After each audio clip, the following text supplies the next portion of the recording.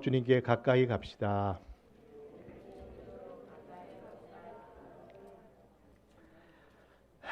감사합니다. 여러분, 남자 화장실에 가보면요, 민망한 글귀가 하나 있습니다. 여러분, 주보에 한번 그 칼럼에도 기록했습니다만은 다른 문구가 아니라 남자가 흘려야 될 것은 눈물만이 아니다. 네, 여러분 그렇습니다. 소변을 좀 제대로 보라고 하는 그런 해학적인 표현입니다만은 이 말 내면에는요, 또 다른 진의가 있는데 그것은 다른 것이 아니라 남자는 눈물 흘리면 안 된다는 그런 이야기가 아닐까요? 사실 어릴 때부터 많이 들었던 이야기 있습니다. 남자는 꼭 몇 번 울어라? 네, 30번, 300번 아니라 3번 울으라 합니다. 언제요? 태어날 때 한 번 울었고, 그리고 부모가 돌아가셨을 때 울고, 혹시 나라가 망하면 그때 우는 것이다. 결국 울란 얘기가 없다는 것을 보게 되는 것이죠. 근데 여러분, 시편의 말씀들을 이렇게 읽다 보면요, 유난히 눈물에 대한 이야기가 많이 나오는데 우리 인생을 향하여 눈물의 골짜기를 가는 인생이라는 표현들을 누누이 하고 있습니다. 그러니까 도리어 성경은요, 이 인생이 눈물을 흘리지 않을 수 없다는 이야기를 하고 있는데, 여러분 어떻게 생각하십니까? 사실 많은 사람들이 눈물이라는 것은 부정적인 의미로 다들 생각하실 겁니다. 근데 여러분, 꼭 눈물이 속상하고 슬프고 안타까울 때만 나옵니까?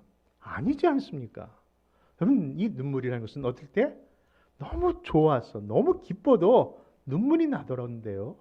그래서 우리의 감정의 상태를 보니까요, 170가지의 눈물이 나오는 이유가 있다는 것을 들어본 적이 있답니다. 그러므로서 하는 성도 여러분, 우리네 인생 생각해 보면요, 눈물과 함께 시작되고 또 눈물과 함께 마무리되는 인생이라 감히 이야기할 수 있을 거라 생각합니다. 여러분 생각해 보십시오. 인간이 태어날 때 자기 삶의 존재를 나타내기 위해서 했던 일이 뭡니까? 응행하면서 울었던 그 시절, 그렇죠? 그 순간이 자기 자신의 존재를 나타내던 시절이었고요. 그리고 인생의 마지막 부분에 나의 존재를 기억하고 잊지 말라는 추억이라는 의미 안에서 많은 사랑하는 사람들이 기억되는 그 인물 속에, 그 사랑하는 사람 속에 눈가에는 늘 눈물을 머금게 했던 것을 보면은요, 정말 알파와 오메가처럼, 그렇죠? 인생의 처음과 나중에는 늘 뭐가 있었다?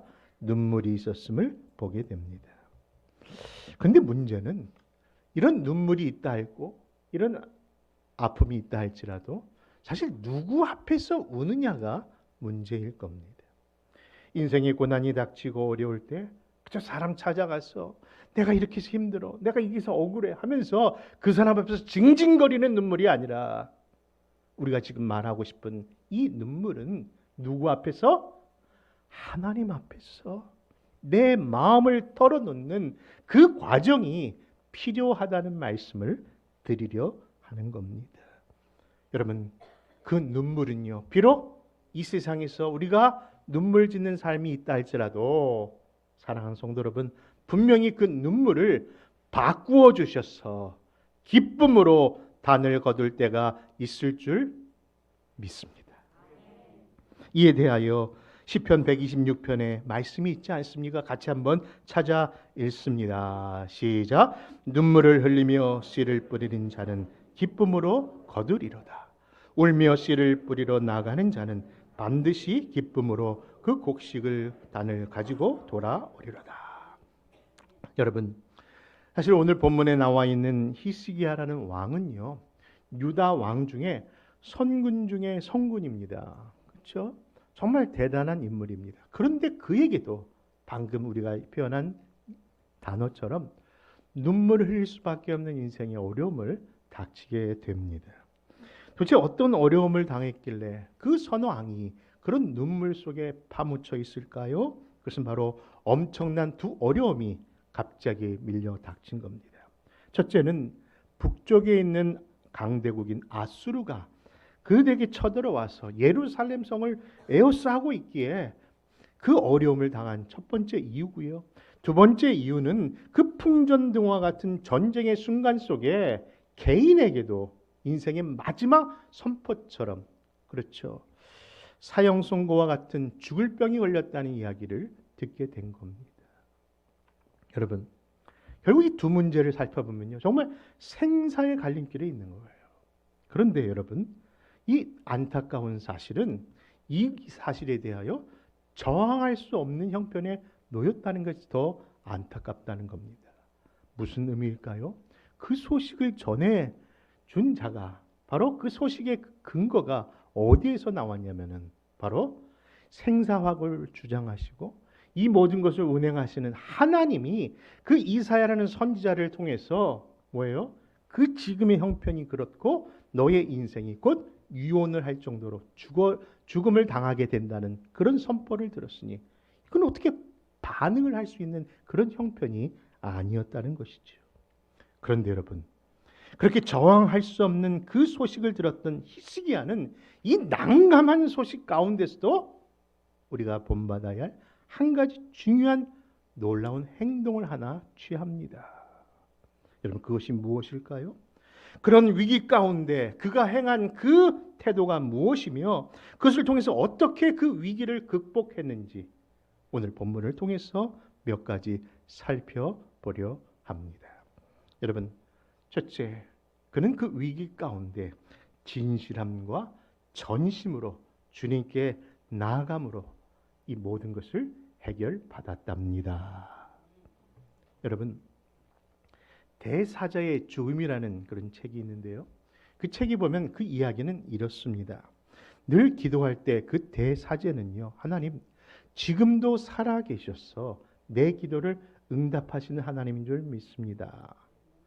여러분, 각자 우리 기도들을 대표할 때마다, 대표 기도를 할 때마다, 저도 그렇습니다만 여러분들도 기도할 때마다 항상 첫 번째 문장은 안 바뀌더라고요. 그렇죠? 저는 늘 왜 그런지 모르지만 어릴 때부터 늘 하나님을 향하여 고맙고 감사하신 아버지 하나님, 아마 고맙고 감사한 일을 너무 많이 겪어서 그런지 저는 하나님만 생각하면 부를 때마다 하나님 고맙고 감사합니다. 그런데 그 모습처럼 이 대사제도 늘 기도할 때 뭐라고 기도했다고요? 하나님 살아계셔서 지금도 내 기도를 응답하시는 하나님이라고 그 기도를 시작하는 그런 사제였습니다. 그런데 그 사제가 기도하다가 갑자기 죽은 겁니다. 아니, 왜 죽었나 사연을, 그 사유를 찾아보니까 심장 쇼크사로 죽었다는 거예요. 그래서 그 이야기를 다시 한번 정리해 보았더니 알고 보니까 그 사망 원인이 다른 것이 아니라 그가 하나님 앞에 기도하는데 진짜 그 하나님의 그 사람의 기도를 들으시고 하나님이 그래 왜 그러냐며 응답하시는 그 소리에 놀라서 그만 심장마비로 죽었다는 그런 소설의 이야기입니다. 여러분, 말로는 살아계셔서 내 기도에 응답하시는 하나님이라고 그렇게 기도를 늘 했지만은 진짜 하나님께서 내 기도를 응답하시는 살아계신 하나님이라고 믿지 않았다는 것이죠. 여러분, 바로 그러한 태도가 오늘날 우리의 모습은 아닌가요? 여러분, 어찌 본다면은 진짜 기도는 하는데 우리 마음속에 그런 간절함이 없어서 하나님의 응답 주셔도 그것을 모르는 무지한 세대는 아니던가요? 여러분, 성경은 말씀합니다. 너는 마음을 다하고 그리고 성품을 다하고 심지어는요 뭐라고요? 목숨을 다하여 주 너희 하나님을 사랑하라고 하면서 하나님께 나아가는 그 태도가 어떠한 태도라고요?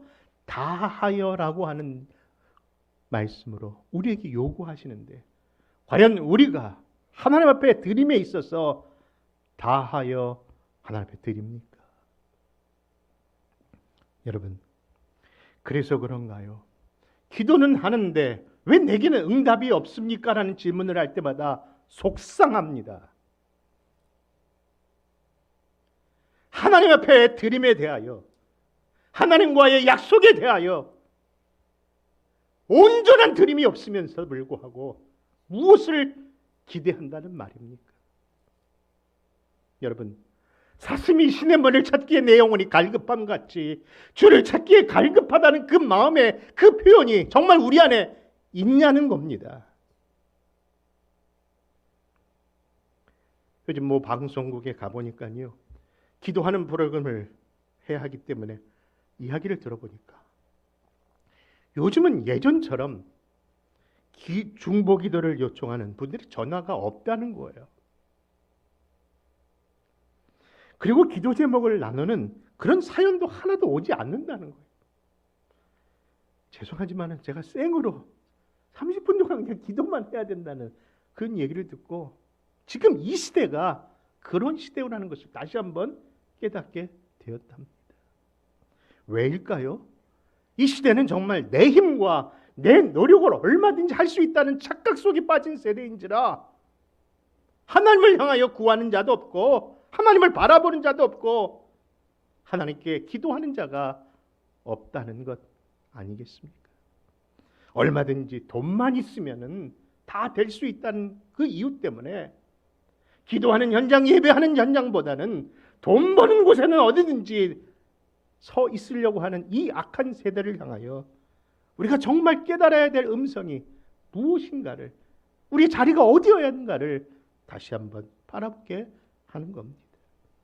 사랑하는 성도 여러분, 교회 안에서도 점점 기도의 자리에 여러분 너무 많은 자리가 비어 있다는 것이 솔직한 우리의 현실이 아닙니까? 그래서 하나님은요, 어떻게라도 그 인생을, 그 영혼을 붙들어 주시기 위하여 때로는 인생의 채찍과 사람의 막대기를 동원해서라도 그 영혼을 붙들려고 하는데, 더 안타까운 사실은 그런 막대기에, 그런 채찍의 연단이 있음에도 불구하고 여전히 깨닫지 못하는 그 모습이 목자로서, 그게 보이는 자로서 너무 안타깝다는 사실입니다. 사랑하는 성도 여러분, 정신 차리셔야 합니다. 지금이 그냥 마지막 때가 아니라 정말 개인에게도 종말이 언제 올 수 있는 그런 인생 종말 앞에 하나님 앞에 떳떳하게 설 자신들 있으십니까? 그래서 오늘 본문은요, 다시금 이 시련을 통해서 하나님 앞에 가까이 가는 인물을 소개하면서 전국적으로 회복과 승리의 삶이 무엇인가를 우리에게 말씀하고 있는 겁니다. 여러분, 그런 서론적 배경에서 다시 한번 성경을 읽어보겠습니다. 1절에서 3절입니다. 제가 먼저 읽습니다. 그때에 히스기야가 병들어 죽게 되니 아모스의 아들 선지자 이사야가 나아가 그에게 이르되, 여호와께서 이같이 말씀하시기를 너는 내 집에 유언하라. 내가 죽고 살지 못하리라 하셨나이다 하니, 히스기야가 얼굴을 벽으로 향하고 여호와께 기도하여 이르되, 여호와여 구하오니 내가 주 앞에서 진실과 전심으로 행하며 주의 목전에서 선하게 행한 것을 기억하게 하옵소서 하고 히스기야가 심히 통곡하니. 여러분, 본문을 살펴보면요, 히스기야는 곧 죽을 병에 걸렸음을 듣게 됩니다. 그런데 그 어디에도 이 히스기야가 자기 병을 고쳐달라고 하는 그런 기도가 나오지 않고 단지 하나님, 내가 진실과 전심으로 주를 의지합니다의 삶을 보아 주옵소서라고 그것만 구하고 있어요. 여러분, 그런데 그 짤막한 기도 속에 하나님이 뭐예요? 내가 내 기도를 들었고 내 눈물을 보았다라고 말씀하십니다. 여러분, 그렇습니다. 하나님은요, 아주 작은 읊조리는 기도라도, 아니 내가 한 구석에서 가슴 아파하면서 몸부림치며 두 손을 모으는 것을 하나님은 듣고 보시는 하나님인 줄 믿으시기 바랍니다. 그렇습니다. 여러분, 북이스라엘에 또 다른 왕도 어려운 일을 당한 왕이 있었습니다. 아하시야라는 왕도요, 그가 큰 병에 걸려서 과연 내가 이 병이 나을 건지 아니면 죽을 건지 염려가 되는 겁니다. 그래서 에글론의 그 바알세불에게 이 문제를 해결되게 하기 위해서 이렇게 나아가 묻는데, 이 사실을 전해 들었던 엘리야가 그 왕을 향하여 아주 책망하는 내용이 역대하 22장에 나오는 이야기입니다. 여러분, 하나님의 백성이, 그렇죠? 하나님의 사람이 하나님 앞에 나가야 되는데 지금 이방신에게 그것을 묻고 있었던 것이죠. 이는 유다 왕 아사도 마찬가지입니다. 그가 위중한 병에 걸렸을 때에 여호와를 구하지 아니하고 의원만 찾아다니는 모습을 또 책망하는 부분이 또 역대하에 나오는 말씀인데요. 여러분, 이 말씀들을 두 개 보면은 제가 그러니까 의원 찾아가지 말고 하나님께 기도하면 낫는다는 이야기를 드리는 것이 아니라, 오늘날 이 세대가, 아니 저와 여러분들이 어느 순간부터 하나님을 더 바라보고 의지하기보다는 그냥 세상 것에 모든 것을 맡기고 세상으로서 임성으로 살아가려 하는 그 태도가 바로 죄라는 사실을 말씀드리려 하는 겁니다. 여러분, 하나님과의 관계가 회복되지 아니하면요, 무엇을 해도 그것은 불통인 줄 믿으시기 바랍니다. 여러분, 그렇습니다. 하나님은 자기를 찾는 자를 기뻐하시다니까요. 하나님은 자기 얼굴을 구하는 자에게 더 가까이 하신다니까요. 여러분, 진실함과 우리 전심으로 주를 찾음으로 말미암아 그 어떤 난관에서도 넉넉히 승리케 하시는 주님 꼭 만나고 누리시는 저와 여러분 되시기를 바랍니다. 둘째는요, 하나님은 눈물의 기도에 더욱 응답하십니다. 다시 말씀드리지만요, 히스기야는 자신이 병이 낫기를 위하여 기도하지 않았습니다. 본문에 그런 표현이 없습니다. 단지 그가 행한 것은 얼굴을 벽을 향하여 하나님 앞에 그저 통곡하며 울었을 뿐이라고 얘기합니다. 그런데 여러분, 그가 왜 벽을 향하여 그렇게 울었을까요? 아니 다니엘이나 아니면은 기도의 사람인 사무엘처럼, 아니면 다윗처럼 하나님의 전에 나가 기도할 수도 있을 텐데 그만큼 육신적으로 몸을 가눌 수 없는 어려운 형편이었나 봅니다. 그런데 그가 벽을 향하여 울며 기도했는데 놀라운 사실이 일어납니다. 그것이 무엇입니까? 바로 기적의 역사가 일어난 겁니다. 다시 그 상황을 재해석해 본다면요, 지금 이사야를 통해서 하나님의 그 영혼을 하나님이 데려가시고 마지막이라고 사형 선고를 받았는데, 어느 순간 돌아가는 이사야 선지자가 하나님의 계시를 다시 받은 겁니다. 그러면서 다시 히스기야에게 가서 전하라고 하는 거예요. 근데 그때가 무슨 때냐면은 방금 표현했듯이 히스기야가 벽을 향하여 하나님 앞에 통곡하며 우는 순간에 하나님의 뜻을 바꾸셨다는 내용인 겁니다. 사랑하는 성도 여러분, 도대체 히스기야가 흘렸던 그 눈물의 효과가 뭐길래 과연 하나님의 뜻도 바꾸는 것일까요? 사실 저도 아니면 여러분들도 대부분 남자들이 아시는 이야기지만은 여자의 눈물은 남자의 마음을 약하게 한다는 건 아는데, 도대체 눈물 속에 있는 성분이 도대체 무엇이길래 하나님도 그 뜻을 바꾸시는 걸까요?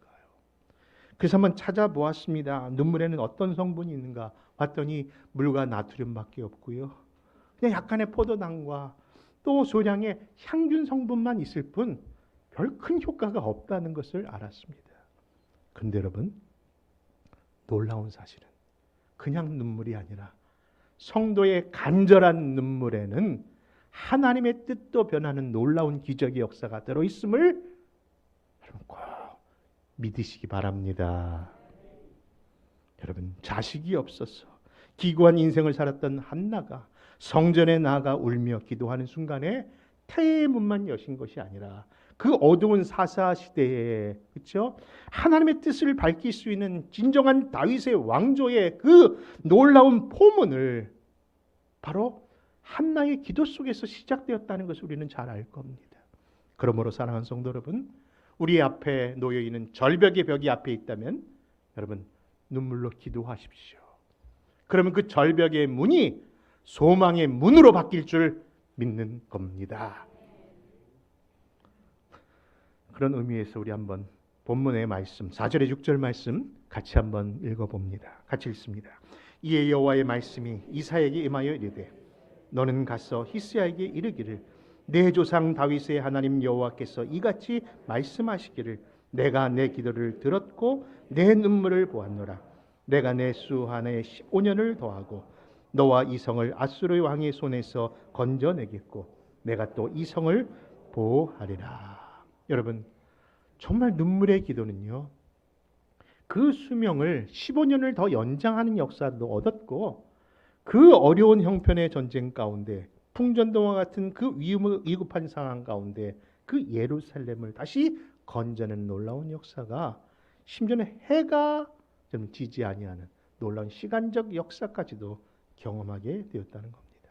이처럼 성도의 눈물의 기도는 이와 같은 능이 일어나는 줄 믿는 겁니다. 여러분, 그래서 스펄전의 그 이야기 가운데, 그의 말 가운데 잊혀지는 한 대목이 지금도 생각이 납니다. 뭐냐면요, 스펄전 목사가 그런 이야기를 했는데 천국에 들어온 백성들 가운데, 그렇죠? 이 땅에 살다가 하나님의 백성으로서 천국에 들어온 백성 가운데 그 눈가에 메마른 자가 있을까라는 그런 이야기입니다. 곱씹어 볼수록 의미가 있는 이야기가 아닐까요? 그렇죠? 냉랭한 가슴처럼 눈가에 한 번도 흘리지 아니하는 눈물이 그 눈이었다면 과연 그가 정말 하나님 앞에 기도한 사람이었을까? 정말 하나님 앞에 부르짖는 사람이었을까? 정말 하나님의 사람일까 하면서 하나님 나라의 백성들의 특이점은 그 눈가가 늘 촉촉한 사람이라고 한다는 얘기 속에, 여러분, 과연 내 눈 어떠한가 한번 살펴봐야 할 겁니다. 그렇습니다. 나에게 닥친 인생의 여러 문제를 사람의 앞에 나가 그저 징징거리란 얘기가 아니라 우리 모두 주님 앞으로 나아가십시다. 그리할 때 환난 날에 나를 부르라. 내가 건지리니 내가 너를 영화롭게 하리라 하셨던 그 약속을 얻게 될 줄 또한 믿는 겁니다.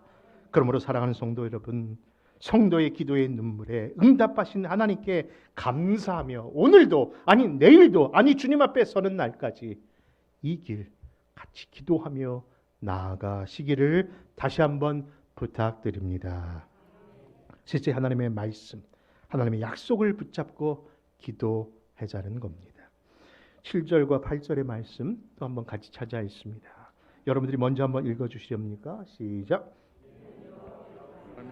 너를 위한 창조이니 곧 여호와께서 하신 말씀을 그가 이루신다는 증거이니라. 8절 보라 아스의 해시계가 나아가던 해 그림자를 뒤로 10도를 돌로 가게 하리라 하셨다 하라 하시더니 이에 해시계에 나아갔던 해의 그림자가 10도를 물러가니라. 여러분, 하나님은 구원의 약속을 확실히 이루시겠다는 증거로 놀라운 그런 초자연적 징조까지 보여주십니다. 이것은 일반적인 자연 발생적인 징조가 아니라 해 그림자가 10도나 뒤로 물러오게 하는 초자연적인 그런 기적을 보여주셨는데 이에 대하여 그 베풀어 주신 이유가 7절에 보니까 이는 다른 사람을 위함이 아니라 눈물로 하나님께 기도했던 너를 위하여 이 귀한 징조를 보이신다 하시면서 하나님께서 하신 말씀은 반드시 이루어지리라 약속하셨던 겁니다. 여러분, 그렇습니다. 하나님이 약속하시면요 반드시 이루어집니다. 여러분, 고아의 아버지라 불리던 목사님 계시죠? 누구십니까? 조지 밀러 목사님 다 아실 겁니다. 그는 기도에 5만 번의 기도 응답을 받았던 분으로 알려 있습니다. 그런데 늘 그 조지 밀러 목사님이 빵이 모자라서 어려움이 오면요 그는 늘 기도의 처소에 내려가서 기도하셨다고 합니다. 그런데 그 기도 처소에 가면요 얼마나 무릎을 꿇고 기도했는지 자기 무릎만 낙타 무릎이 아니라 그 마룻바닥도 구멍이 패일 정도로 그렇게 늘 무릎 꿇고 기도하셨는데 빵이 나오는 구멍이 여기서 나온다고 하면서 그렇게 기도하셨던 분이 그분이십니다. 그런데 놀라운 것은요 그가 그 기도방에 가서 기도만 오래 한 것이 아니라 어떨 때는 성경 구절 찾느라고 더 오랜 시간을 기울였다는 예화가 있습니다. 무슨 이야기일까요? 방금 드린 말씀처럼 기도는 하나님의 말씀을 붙잡고 기도해야 되는 것인데 그 말씀을 받기 위하여 그렇게 기도하기 위하여 성경 구절을 찾다가 더 시간을 많이 그렇게 할애했다는 이야기입니다.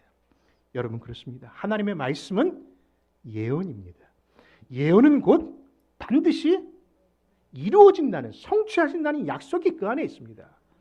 그러므로 사랑하는 성도 여러분, 우리에게 응답받는 기도를 원하시고 응답받는 삶을 원한다면요, 기도하면서 무엇을 붙잡아야 된다고요? 하나님의 말씀을 붙잡고 기도하면 당연히 그 말씀을 이루신다는 것이잖아요.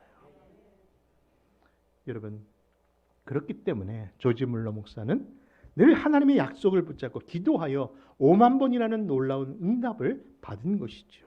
그런데 여러분, 이 눈물의 기도에도 그런 약속이 있고 예언의 성취가 있음을 발견한 겁니다.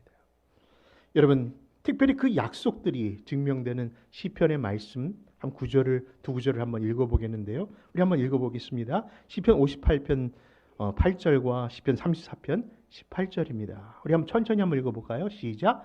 나의 유리함을 주께서 계수하셨으니 나의 눈물을 주의 병에 담으소서. 이것이 주의 책에 기록되지 아니하였나이까. 하늘에 올라가면요, 생명책의 이름만 있는 것이 아니라 하나님께서 담으신 우리의 눈물에 주의 눈물병이 있다는 것을 발견하게 되잖아요.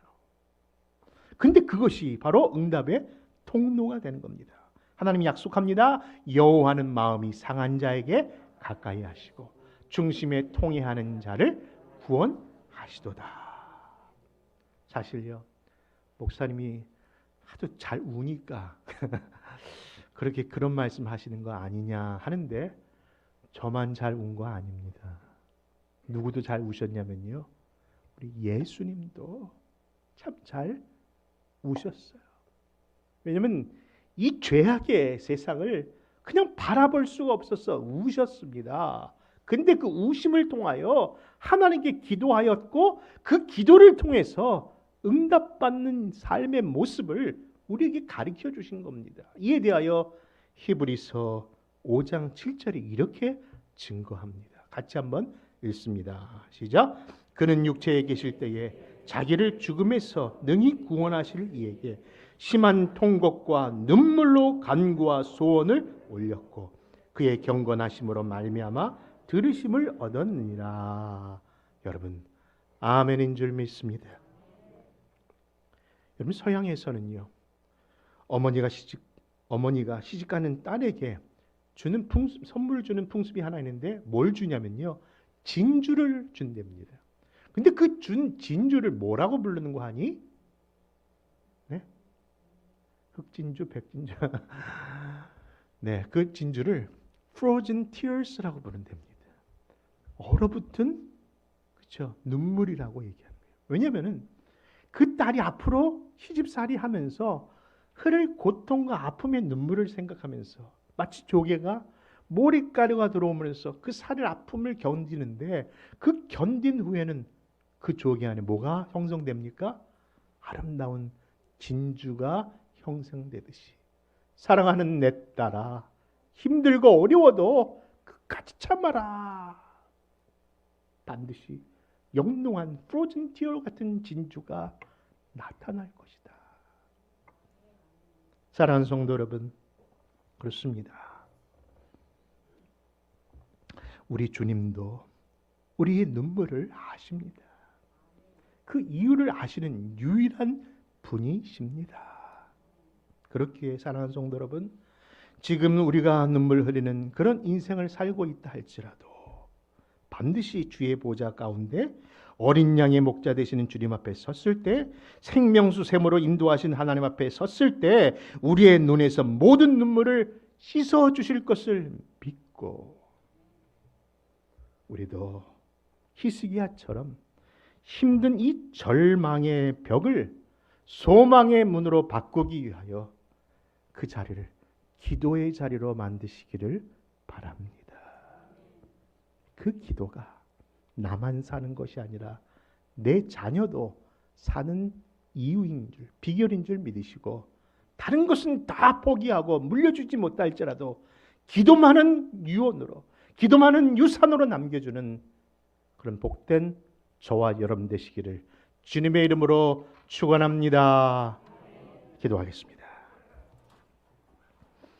고맙고 감사하신 아버지 하나님, 오늘도 주신 말씀을 따라 위로와 소망을 받습니다.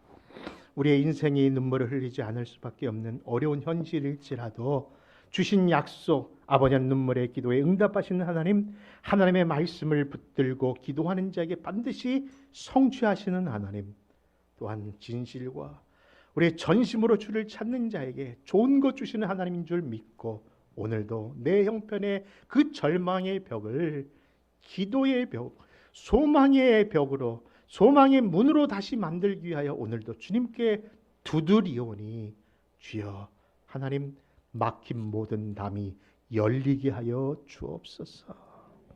그런 놀라운 경험을 하는 온 성도들과 지금도 어려운 현실 속에 외치고 눈물 짓는 아버지 하나님 모든 연약한 자의 그 기도를 주님 다 귀 기울여 주옵소서.